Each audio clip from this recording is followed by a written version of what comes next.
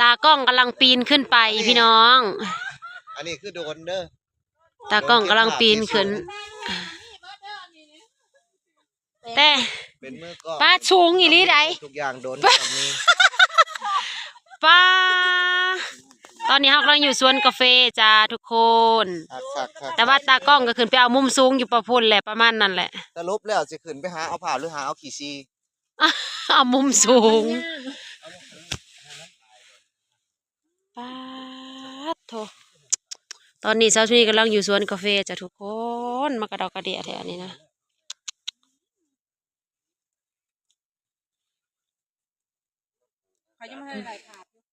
อีลีอีลอนี่พี่น้องเลยสวนกาแฟหมากมันก็แบบ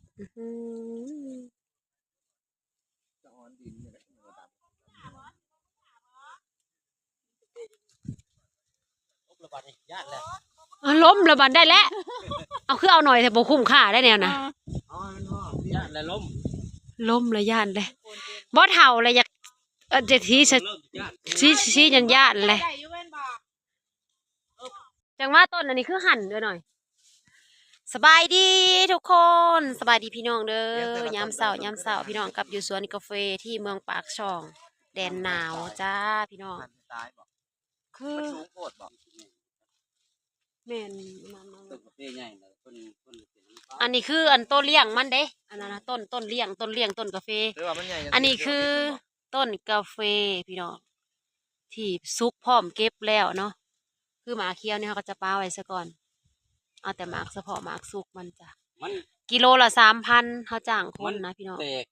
จ้างคนเก็บนี่กิโลละ5,000แม่นเราให้กิโลละ100,000ผมกิโลละ100,000ตัวสีอยู่เองอยู่เราว่าคันซูเปอร์นี่เก็บในไฮโลละ100,000เราแต่ว่าซูเปอร์นี่เก็บใส่ทงมากินอยู่เพื่อนกินได้พี่น้องโลละ100,000นี่เจ้าของสวนจ่ายหรือจ่ายเองเจ้าของสวนละเนาะขั้นมาเก็บเมื่อกินเองยันเสียงโลละ100,000เด้ผู้เก็บเฮาก็มีผู้น้องเพิ่นเก็บให้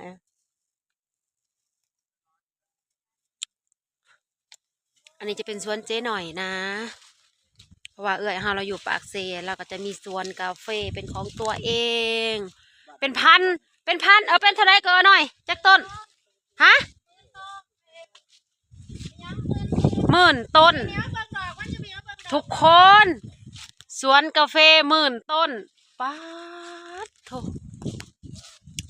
เบิ่งเนี่ยแม่นเบิดสวนกาแฟ10,000 ต้นอันนี้คือจอดอกมาแบบดอกคัดเข่าบานเท่านั้น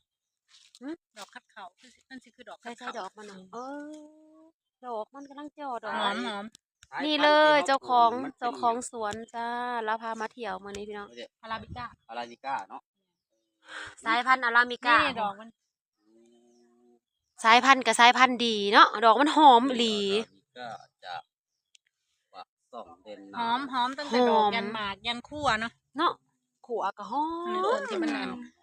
ว่าต้นมาตายเลยเขาต้นน้ำมาแทนไว้อยากถือของคืนกันสิซ้ำกันกับอันพ่อใหญ่ซาเผาสวนนั่นแล้วอยากถือของคืนพ่อใหญ่ซาเผาสวนกาแฟแม่เสร็จแล้วพ่อใหญ่จุบันน่ะพ่อใหญ่จุบันมาเล่านิทานนี่สิฮับจะบ่เผาพ่อใหญ่เส้นเผาสวนกาแฟนะย่านบ่ได้ย่างพ่อหน่วยอยู่อยากเก็บก็เอาอยากเอาก็เอาโลดเด้อลูกเอ้ยโลดแล้วบ่ไหวแล้วบ่ไหวเด้ออันนี้มี3 จีบเม็ดเดียวนั่นเสร็จแล้วมันเล็ดนี่พี่น้องเม็ดมันแล้วออกมาแล้วก็คือเฮ็ดอันใดเฮาเอาไปแล้วน่ะบ่เอาไปตากบ่ก็คือเฮาขายนะเฮาขายหมากสดบ่ตากแล้วเป็นตัวนี้บ่ในก็นี่คือเฮาเก็บมื้อนี่นะบ่เฮามาตากอยู่รักเก่าเดี๋ยวมื้อสิพามื้อแหวนรักเก่าโอ้เฮาต้องตากซะก่อนบ่เฮาจังขายจ้างคนเก็บแล้วคือเฮาจ้างแล้วก็เอามื้อตากมันเหี่ยวเขาเป็นบ่บัดนี้นะโอ้ให้ไม่ซีอีกวะแม่สีเมล็ดเอาแต่ในมันออกมาเอาอันนี้มันถิ่มเปลือกมันนี่ออกเฮานึกว่าขายแบบสดโอ้ก็คือทุกเจ้าของทุกเจ้านี่คือตากเจ้าอื่นเขาก็ขายผ่านสวนแบบโอ้แล้วแต่ขายหมากสดก็ขายตากแบบได้เนาะคือหมักดินเท่านี้เนาะคนที่เขาบ่เฮ็ดซีเม็ดก็ขายเม็ดจะมีห่ออยู่ด้วยเนี่ยเพื่อจะห่อแกนมันบ่ได้ถึงมันยังไงมันมีแนวสีอีกแม่นคือขายกาแฟสดนี่ ตามเขาบอก เม็ นะ ด มัน น้อยๆเนี่ยเวลาไปกลัวกับพ่อมนขึ้นมาบักใหญ่ๆเห็นไหม อ้าว เม็ดยาวมาให้ โอ้มัน อันเจ้าไปเอากล่องแล้วจับอันนั้นเด้อภาพย่างเกินหน่อยไป คือสิคิดแต่งเพลงเอารถได้อ เอาไว้หน่อยเขาน้ำได้เห็นไหม เป็นฝานะอันนี้หุบตรงบดละเอียดเลยมันสิเจ็บผิว อีกเลย ไป ผู้ถอยหลังตกหลุมก็จะบางไงเนาะตกหลุมรักก็ยังใครก็ตกหลุมเหวอยู่เลย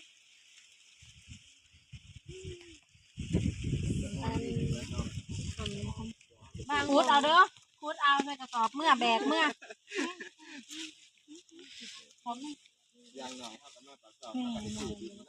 บ่มีท่ากับบ่มีจะเอ๋มาเล่นซ่อนแอบอุ้ยตาย นี่คือหมากกาแฟนะ มากาแฟดึงค่อย จะเอ๋หากกิลี รอบหน้าจะไปซื้อชุดแมวกัน นี่อยู่เลย นี่บอก เพลงรอถาวว่าวมากเลยมันสุดอยู่เพลง สำลัก สุดบ่คือ คิดไปซื้อ ช่วยกันแต่งเพลงนั่งได้สองก่อน สองอีกสองที่หาเพลงนะ นั่งเองลองให้ตัวนี้ก็ได้นี่คือเสา ห้าพระเอกห้าพระเอกรอๆเนาะ มึงนี้ต้นนี่ก็ได้วันเทียบทุ่งนี้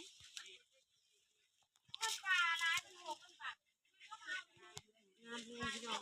ไม่ได้พลาดกัน อ้าวจะเอาอะไรคมคืนเนี่ย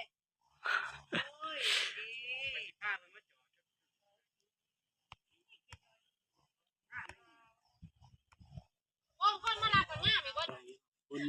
คน เอาใหม่เถอะ ไทยอุบลบ่คิดทอดคน ย่างทำเอ็ดเอา ผู้ ใหม่ เคยสัญญา เอาไป อยากให้มันร้องคลิปสั้นนี่นะ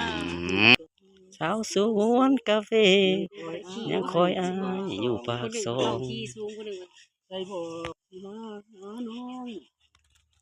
สาวน้อยขับจองคนนี้ว่า